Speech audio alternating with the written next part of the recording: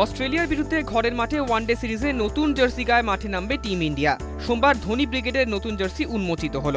ভারতীয় দলের দুই তারকা রবিচন্দ্রন অশ্বিন ও উমেশ যাদব নিজেদের টুইটারে এই নতুন জার্সির ছবি পোস্ট করেছেন। অস্ট্রেলিয়ার বিরুদ্ধে অক্টোবর মাসে 7টি ওয়ানডে ও একটি টি20 ম্যাচ খেলবে মেন ইন ব্লু।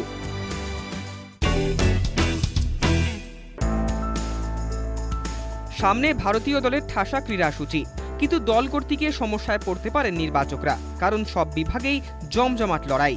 যেমন ওপেনিং স্লটের জন্য লড়াই প্রায় 4 জন ক্রিকেটারের, মিডল অর্ডারে 3 জন এবং অলরাউন্ডারের ক্ষেত্রে লড়াই 2 ক্রিকেটারের।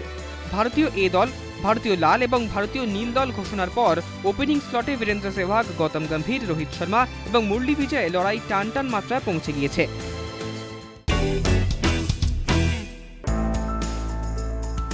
প্রধান নির্বাচককে ছাড়াই বেছে নেওয়া হলো এই মরশুমের জন্য বাংলার 25 জনের প্রাথমিক দল।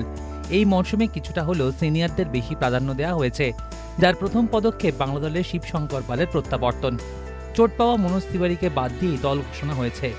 দল নির্বাচনে বিশেষ চমক নেই। লক্ষ্মীরতন শুক্লা, ঋদ্ধিমান সাহা, সামি, দিন্দা সকলেই রয়েছেন, তবে বাদের তালিকায় রয়েছেন দেবব্রত দাসের মতন কয়েকজন ক্রিকেটার। এদিকে 20 তারিখ থেকে শুরু হবে চ্যালেঞ্জার্স ট্রফি।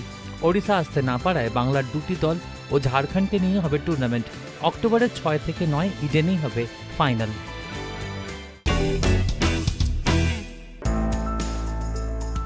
শ্রীনগরে অনুষ্ঠিত হল মেয়েদের অনূর্ধ্ব 19 ক্রিকেট প্রতিযোগিতা। কাশ্মীরি মেয়েদের মধ্যে খেলাধুলার প্রসার ও প্রচারের জন্যই এই আন্তঃজেলা টুর্নামেন্টের আয়োজন করেছিল রাজ্যের ক্রিকেট অ্যাসোসিয়েশন। প্রতিযোগিতা ঘিরে উৎসাহ উদ্দীপনা ছিল চোখে পড়ার মতো। বন্দুকের নল আর মৌলবীদের ফতোয়াকে উপেক্ষা করে টুর্নামেন্টে অংশগ্রহণ করতে পেরে খুশি প্রতিযোগীরাও।